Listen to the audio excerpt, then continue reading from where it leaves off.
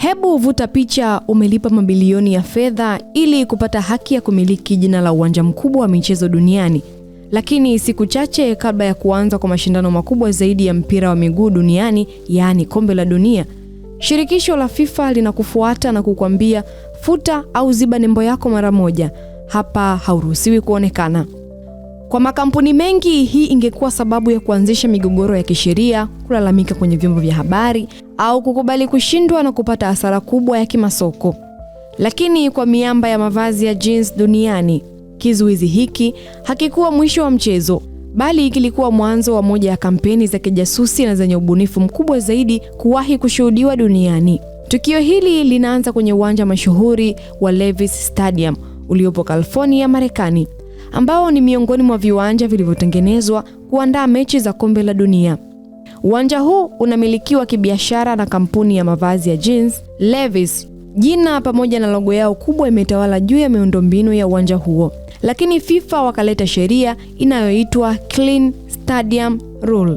Sheria hii inakataza vikali uwanja wowote kutumika au kuonyesha jina la mdhamini ambaye hajalipa fedha za udhamini rasmi kwa FIFA World Cup. Kwa Levi's haikuwa mdhamini wa kimataifa wa FIFA, basi FIFA ikatoa maagizo yasiyo na mjadala. Nembo na jina Levi's lazima vizibwe kabisa wakati wote wa mashindano hayo.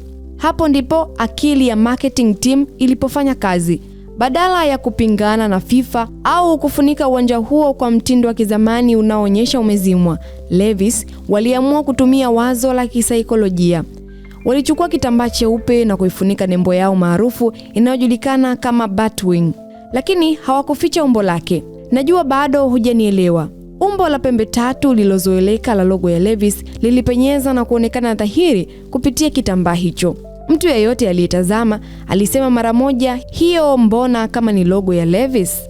Kama hiyo haikutosha, Levi's walichukua picha hiyo hiyo ya nembo yao iliyofunika na kitambaa cheupe na kuisambaza duniani kote. Walibadili picha zao zote za profile kwenye mitandao ya kijamii kama Instagram, X na Facebook na kuweka nembo hiyo iliyofunikwa.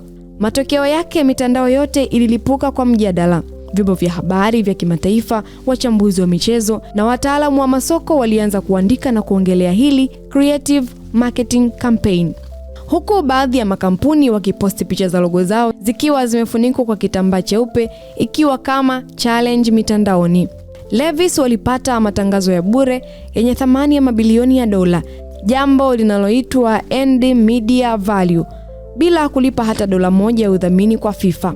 Mbinu hii inaitwa ambush marketing, yaani sanaa ya kugeuza kizuizi cha mpinzani wako kuwa jukwaa lako kuu la kujitangaza. Hapa Infantino na jopo lake walipigwa bao na kugalagazwa chali. Funzo kubwa zaidi hapa kwetu ni kwamba kwenye biashara na kazi zako za kila siku, ukikutana na ukuta au kizuizi kikubwa, usipoteze muda wa kulalamika. Tumia ubunifu na akili ya ziada kugeuza ukuta huo kuwa bango lako kubwa zaidi la matangazo. Yaani jaribu kufanya changamoto kuwa daraja lako la mafanikio. Hii ni AyoTV Sports. Makala hii imeandaliwa na Masu Brands na mimi ni Gladness Joseph.